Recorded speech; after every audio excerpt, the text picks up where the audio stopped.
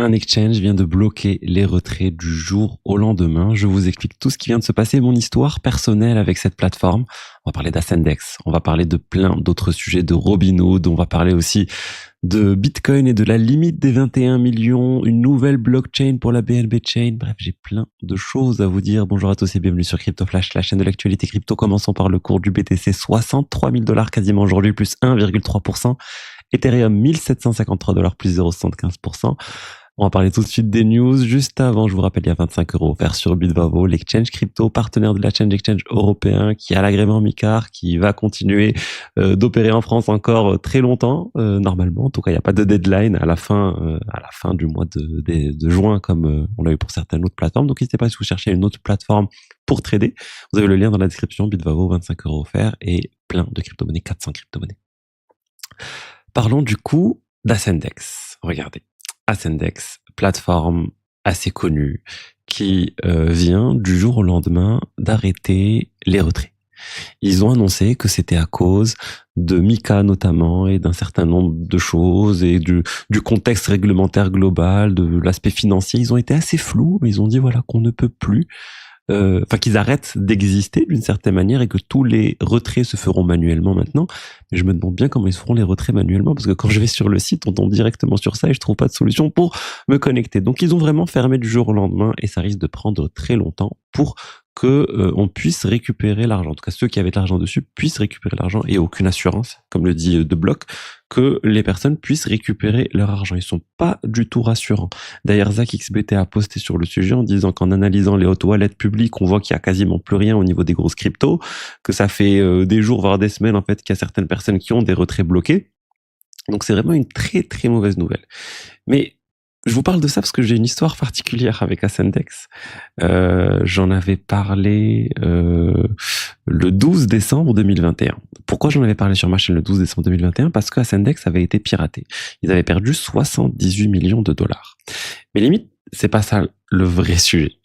Le vrai sujet, c'est si on remonte encore un peu plus loin, quelques jours avant ce piratage, quelques semaines avant ce piratage, j'ai été contacté par Ascendex. Ils m'ont contacté en me disant écoute, on a viré l'argent à la personne qui travaille pour toi et tu nous as toujours pas fait de vidéo. Qu'est-ce qui se passe? J'aurais dit mais je travaille avec personne, je suis tout seul, je comprends pas de quoi vous parlez. Et en fait, Ascendex avait contacté dans mon groupe Telegram, j'avais un groupe Telegram à l'époque, vous pouvez le voir ici, avait contacté dans mon groupe Telegram un des modérateurs. J'avais mis un modérateur sur le groupe qui m'aidait à supprimer les spams, à faire un peu de nettoyage, mais vraiment juste pour garder le groupe assez clean. En fait, ils ont contacté le modérateur en lui demandant est-ce qu'il travaille pour Crypto Flash. Il a dit oui. Ils lui ont dit qu'ils étaient intéressés pour faire une vidéo sur une vidéo promotionnelle, une vidéo sponsor sur Ascendex. Il leur a dit oui, bien sûr, d'accord. Il leur a envoyé une adresse de stablecoin, c'était Ethereum ou Tron, et il a pris l'argent. Et il leur a plus jamais répondu. Et du coup, plus tard, ils ont réfléchi un peu, ils m'ont retrouvé et ils m'ont contacté. En allant voir le owner justement du groupe Telegram et pas juste le modérateur, et ils m'ont contacté. Et je leur ai expliqué, j'ai jamais rien fait. Ils m'ont dit, mais comment ça se fait? Il travaille pour toi pourtant, on lui a donné de l'argent. Mais je leur ai dit, mais non, c'est juste un modérateur, il travaille pas pour moi, il travaille pour moi pour la modération du groupe. Bref, j'étais dans une situation très difficile. Et du coup, ce que j'ai fait, j'ai contacté directement en privé le modérateur. Je lui ai dit, est-ce que tu peux rendre l'argent? Il m'a dit oui, bien sûr, et il a rendu l'argent et ça s'est assez bien fini. Et ils m'ont dit mais écoute, nous on veut quand même travailler avec toi. Je leur ai dit écoutez, pas de souci, mais je veux déjà que cette histoire d'argent soit réglée avec le modérateur. Ça a mis un peu de temps à être réglé. Une fois que l'histoire était réglée avec le modérateur, je leur ai dit d'accord, négocions un deal. L'exchange, j'ai vu, il était assez réputé. Il avait levé il y a quelques semaines avant 50 millions $, auprès d'investisseurs très connus, Polychain Capital. Avec le recul dans les investisseurs, on trouve aussi Alameda Research. Donc bon, c'était un warning, mais c'était pas du tout un warning à l'époque. Alameda, ils investissaient dans plein de projets crypto. Regarde, on trouve aussi Jump Capital, Polychain Capital très connu. Il y avait vraiment beaucoup d'investisseurs dans cet exchange. Donc vraiment, aucun red flag sur cette plateforme. Je dis ok, pourquoi pas, travaillons avec eux. J'ai négocié un deal avec eux, on s'est mis d'accord. Il restait juste quelques modalités de quand est-ce que la vidéo allait sortir, sur quel moyen de paiement, etc. Et là, le jour où, on était en train de négocier vraiment la finalisation du deal, le jour où j'ai vu ça, au jour où en fait il y a eu la news autour du piratage, autour des 78 millions $ volés. Et là, ça m'a fait réfléchir, parce que je me suis dit, c'est bizarre. Ils viennent de se faire voler 78 millions $, il y a quelques semaines, ils ont levé 50 millions de dollars. Quand on lève 50 millions de dollars, c'est qu'on a quand même besoin de 50 millions de dollars. Et quand on perd plus que ce qu'on a levé, 50% de plus que ce qu'on a levé, c'est qu'il y a un vrai problème, en fait. Et là, je me suis dit, il y a un sujet. Ils n'ont pas annoncé d'autres levées de fonds. Par exemple, ils auraient annoncé une autre levée de fonds de 75 millions de dollars. Ça m'aurait rassuré. Ils n'ont pas fait ça. Ils ont juste dit non, vous inquiétez pas, ça va bien se passer. On va gérer les retraits sans aucun problème. Et là, je me suis dit, c'est bizarre. Et c'est ce que j'avais dit dans ma vidéo le 12 décembre.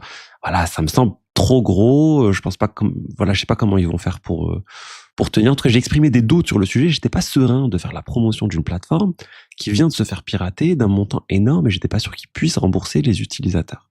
Donc, je leur ai dit, désolé, je peux pas travailler avec vous. Et en même temps, j'ai publié cette vidéo où j'ai alerté les gens. Donc, j'ai refusé leur argent et j'ai fait cette vidéo où j'informais les utilisateurs.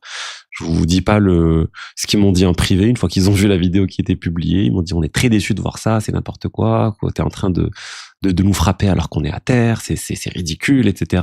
Ils m'ont montré d'autres influenceurs qui les soutenaient, etc. Bon, bref, en tout cas, mais moi, j'étais content d'avoir fait ça parce que c'était ce en quoi je croyais. Je fais pas de la promo à des choses louches ou à des exchange pas nets. Je vous parlerai peut-être une autre fois d'une autre plateforme russe qui essaie de me contacter un jour. Mais voilà, j'essaie de faire attention aux choses dont je fais la promotion. Et c'est pour ça que je suis assez exigeant et vous verrez que des entités régulées maintenant sur ma chaîne qui je fais la promotion, etc. Donc voilà l'histoire. J'ai failli faire la promotion de cette plateforme. J'aurais pu envoyer un certain nombre d'entre vous vers Ascendex. Est-ce que ça aurait été ma faute? C'est compliqué de dire. Au final, j'aurais alerté clairement lors du piratage, mais voilà, c'était juste pour vous partager un peu le retour d'expérience du modérateur qui a voulu m'arnaquer, qui a pris de l'argent à Ascendex, qui a rendu au final. Et au final, je pense qu'il y a pas mal de personnes qui ont de l'argent bloqué sur Ascendex, peut-être certains d'entre vous. Et malheureusement, c'est assez compliqué. Honnêtement, je suis très pessimiste sur l'issue de tout ça et pour ceux qui ont de l'argent bloqué sur Ascendex. Vraiment.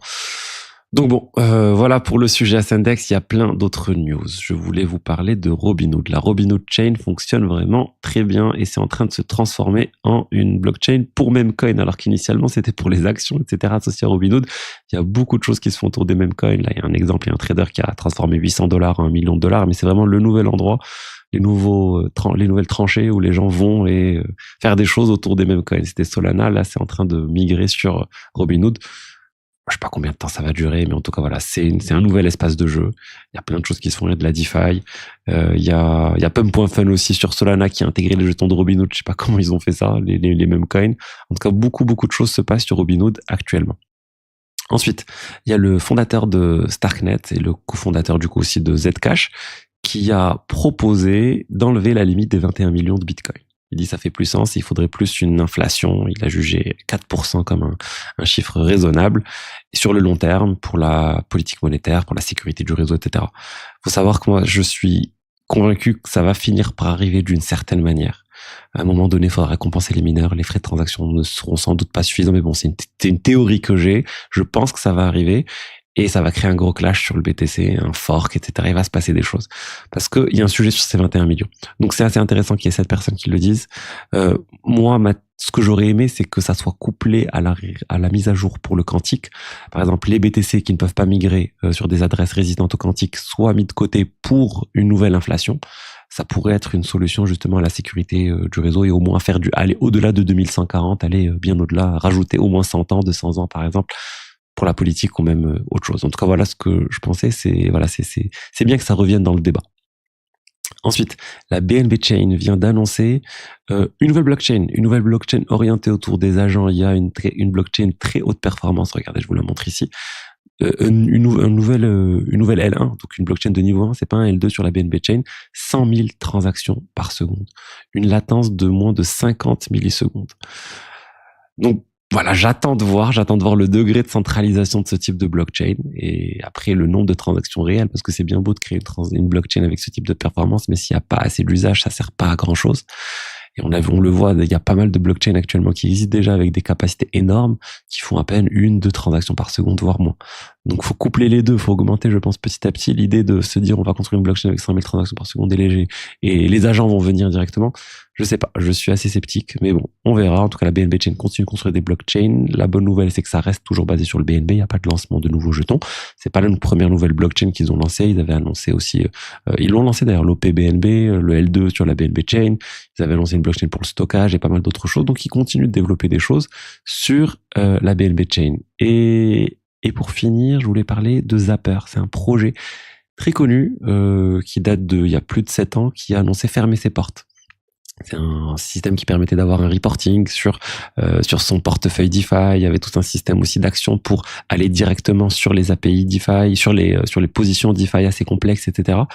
Bref, c'est vraiment un projet qui est un projet très connu encore une fois et qui c'est assez triste de le voir fermer. Mais voilà, et pour moi, ils ont été dépassés par d'autres dashboards plus intéressants tels que des banques. Et voilà, ils n'ont pas trouvé, même s'ils ont levé 15 millions de dollars en 2021, c'était pas assez pour tenir dans la durée. Et donc voilà, pour moi, ça témoigne aussi de ce bear market dans lequel on est. Il faut dire les mots, on est dans un vrai bear market. Beaucoup de projets sont en train de fermer.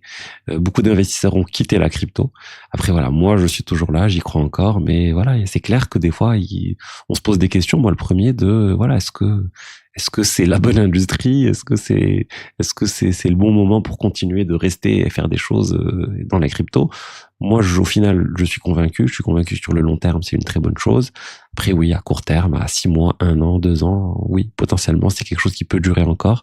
Et du coup, faut avoir les reins solides. Et c'est là qu'on peut aussi se construire un portefeuille, un patrimoine assez conséquent dans cette période. Mais voilà, je comprends que tout le monde ne puisse pas rester des années et des années dans la crypto à attendre. Allez, voilà ce que je voulais vous dire aujourd'hui sur les diverses actualités. Je vous rappelle du coup Bitbavo, 25 € offerts, exchange qui permet de soutenir la chaîne. D'ailleurs, si vous voulez vous inscrire, c'est quelque chose qui permet de me soutenir directement. Allez, je vous souhaite une très très bonne journée et je vous dis à demain pour la suite. Au revoir, ciao ciao.